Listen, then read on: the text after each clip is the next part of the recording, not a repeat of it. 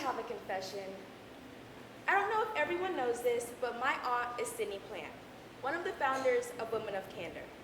I have come to the past 2 shows and have absolutely loved them.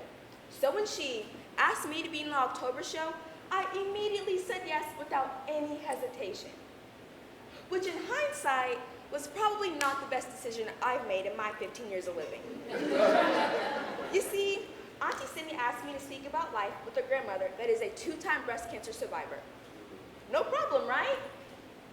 Actually, it is a problem. A huge, ginormous, colossal problem. And here's why. When I go to college, I hope to get my degree in broadcast journalism. So of course, me, being the proactive teen that I am, I decided that this show would be a great way for me to get more public speaking opportunities. And it is. But guess what? It also isn't. For a couple of days, my mom had been telling me that Auntie Sydney was going to call me. And when the day arrived, our conversation went a little something like this. Hi, nieces, pieces, how are you? I'm good, Auntie Sydney, how are you? I'm great. I was just calling to see if you'd like to be in the October show for Women of Candor. Yes! Yes! Yeah! All right, sweetie Petey. Well, I'll send you a book on storytelling, and if you have any questions, please give me a call. Alrighty, thank you so much for this opportunity. Talk to you later. Bye-bye. Bye-bye. After I got off the phone with Auntie Sydney, my wheels immediately started spinning as to how, in the world, I was going to write a 1,300-word story about growing up with a grandmother who has had breast cancer. The first time my grandma got breast cancer, I was 3 years old. Now, I don't know about any of you guys, but personally, I don't have any memories from 3 years old. And, quite frankly, I don't know anyone else who does either. And just from that 2-minute thought, I already knew that this story would probably be the hardest one I've ever had to write yet. The second time my Granny G.G got breast cancer, I was 9 years old, so I did have a little bit more recollection of pull from the childhood realm of my brain, but still, my childhood realm is very slim. Over the summer, my parents were out of town, and Granny G.G watched my younger brother and I.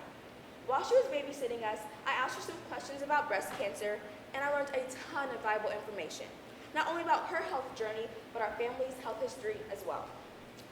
Only problem with that was, I was still confused on how to piece together this puzzle. I had already written out about 500 words, and when I conferenced with Auntie Sydney, she said that my story was good, but I still wasn't telling my point of view necessarily. I was completely and utterly lost, not having a clue as to how this was gonna manifest. But then, Auntie Sydney said something life-changing. Why don't you write about this? Write about how speaking is something you really wanted to do, but you don't exactly know how to do it. Mind blown! That was perfect! I would know exactly how to tell my story, but in a more personal and relevant way. So here it goes. My name is Nia Harmon. I'm 15 years old, and my hobbies include shopping, running track, and watching movies. My grandmother, Granny G.G, is a 2-time breast cancer survivor. The first time she got breast cancer, I was 3 years old, and really, all I remember is that her long straight hair suddenly got short. The second time my Granny G.G got breast cancer, I was 9 years old, and she had really high treatments of radiation, causing her to lose the feeling in her fingertips. But even with numb fingertips, Granny G.G still managed to knit Levi and I our very own blankets. Her hair is still short, and her fingertips are still numb, but she's healthy now, and I'd like to express my gratitude. Over the summer while I interviewed her, she said something pretty astonishing to me. She said that she told the family they had only one day to cry in front of her because she wanted to focus on getting better and not dwell on the thought of death. I thought that statement was so amazing. What I took from that was that it's okay to cry, and Granny G.G realized that.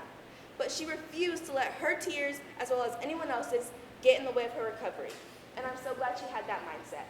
Because now, a total of 12 years later, we are able to bond over James Avery rings and jam out to Khalid. Yeah. We're able to celebrate her birthdays at her favorite restaurants, which only have the best food. And my Granny G.G has always been a fighter, and I admire that. I hope to one day fight like Granny G.G did. I hope to fight for my life, for my loves, and for my dreams. I love you, Granny G.G. Thank you.